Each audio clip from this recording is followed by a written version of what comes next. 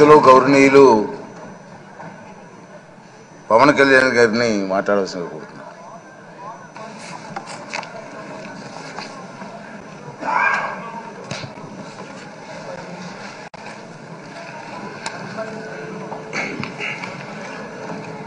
పదహారవ శాసనసభకి ఏకగ్రీవంగా ఎన్నికైన సభాపతి శ్రీ చింతకాయల అయ్యన్న పాత్రుడు గారికి హృదయపూర్వక నమస్కారాలు, మీకు శుభాకాంక్షలు.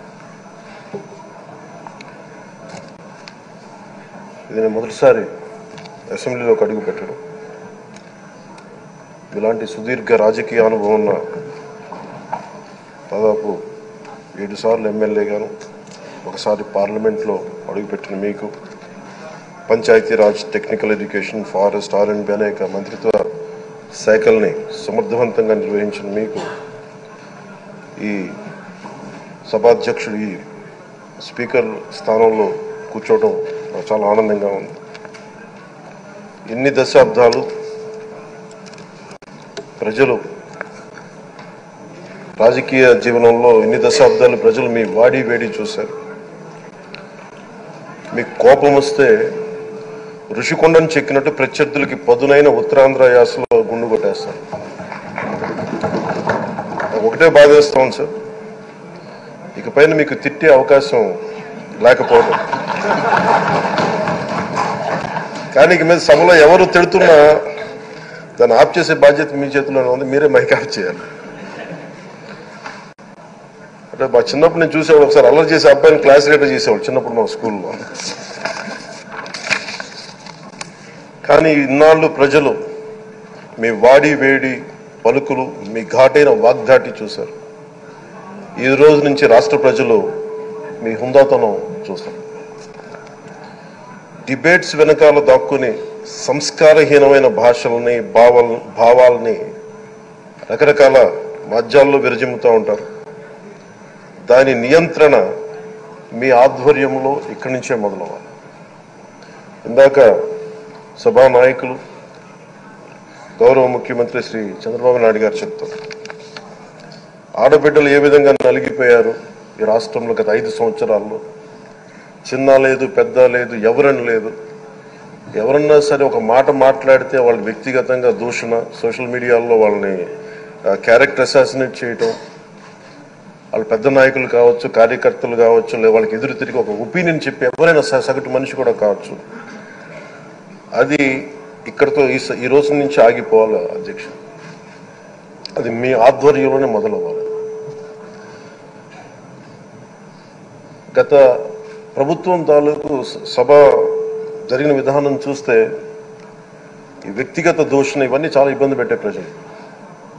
ఈ రోజున వాళ్ళకి 11 సీట్లకు పరిమితం అయ్యారు. ఈరోజు లేరు, ధైర్యం లేదు వాళ్ళకి. విజయాన్ని తీసుకోగలిగారు కానీ ఓటమి కూడా ధైర్యంగా కూర్చుకునే వాళ్ళకి స్థాయి లేదు. వాళ్ళకి పారిపోయారు ఇక్కడి నుంచి.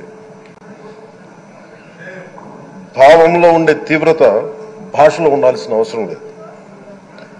భాష మనుషుల్ని కలపడానికి కానీ విడగొట్టడానికి కాదు. భాష విద్వేషం రేపడానికి కాదు, పరిష్కరించడానికి. ఎంత జటిలమైన సమస్య అయినా, భయంకర సమస్య అయినా చర్చల ద్వారా పరిష్కరించుకోవడానికి కానీ వివాదం సృష్టించడానికి కాదు. ఈ సభ ఉన్నది అందుకు. కానీ మనం చూసింది వాళ్ళ దగ్గర నుంచి బూతులతోటి, వ్యక్తిగత దోషులతోటి రాష్ట్ర పురోభివృద్ధిని ఆపేశారు. అలాంటి సభ కాకుండా ఇందాక మన పెద్దలు శ్రీ గౌరవ ముఖ్యమంత్రి చంద్రబాబు గారు చెప్పినట్టుగా ఇది భవిష్యత్తుకి ఇది ఒక ప్రమాణిక, ఒక ప్రమాణం అవ్వాలి. 2047 వరకు ఇంత అద్భుతమైన స్థానంలో మనకి ఆంధ్రప్రదేశ్ తెలుగు జాతి ఉన్నత స్థాయికి వెళ్ళాలంటే ఈ రోజు మనం వేసే ప్రతి అడుగు అది భవిష్యత్ తరాలకు ఒక నిర్దేశక, ఒక టచ్ స్టోన్ గా ఉండిపోవాలి, గిట్ రాయిగా ఉండిపోవాలి. ఈ రోజున ఈ సభలో ఉన్న గౌరవ సభ్యులందరూ చట్టాలు చేయడానికి ఉన్నారు, చట్టాలు ఉల్లంఘించడానికి కాదు. విభేదించడం అంటే ద్వేషించడం కాదు, వాదించడం అంటే కొట్టుకోవడం కాదు.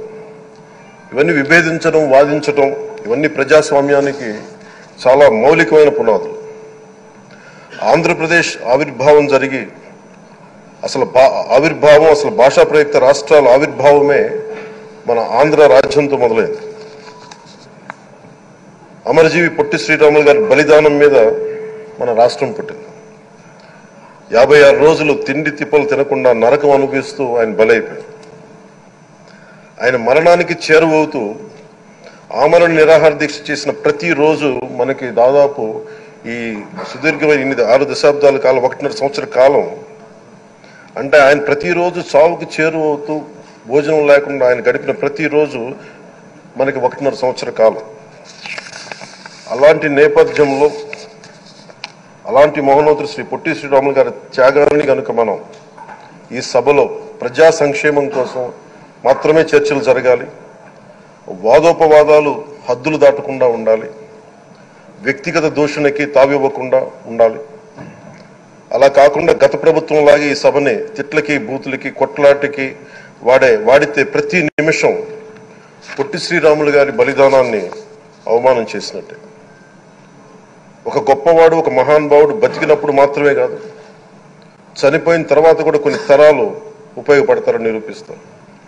అలాంటి కోవకు చెందిన మహానుభావులు ఆంధ్ర రాష్ట్ర సృష్టికర్త, భాషా ప్రయుక్త రాష్ట్రాలకు శ్రీకారం చుట్టిన ద్రష్ట, అమరజీవి శ్రీ పొట్టి శ్రీరాములు గారి స్మృతిలో ఒక విలువలతో కూడిన ఒక సత్సాంప్రదాయాన్ని తెరలేపుతూ మీ ఆధ్వర్యంలో ఈ సభ జరగాలని, ఈ 5 ఏళ్ల ప్రజా ప్రస్థానంలో ఈ విలువైన 5 ఏళ్లు రాబోయే తరానికి గొప్ప భవిష్యత్తునిచ్చేలా, అన్నం పెట్టే రైతుకి, కౌలు చేసుకునే రైతుకి, రైతు కూలీకి అండగా ఉండేలా, మహిళలకి భద్రతతో పాటు ఉన్నత స్థాయికి ఎదిగేలా, ప్రభుత్వ ఉద్యోగులకి భద్రత కల్పించేలా, పశువు, పక్షి, ప్రకృతి, సర్వజనులందరికీ కూడా మతాలకి, ప్రాంతాలకి అతీతంగా సుభిక్షంగా అభివృద్ధి పదంలో ఆంధ్రప్రదేశ్, ఆంధ్ర రాజ్యం అద్భుతమైన ప్రగతి సాధించేలా ఈ చర్చలు సాగాలని కోరుకుంటూ, సభాపతి అయ్యన్న పాత్రుడి గారికి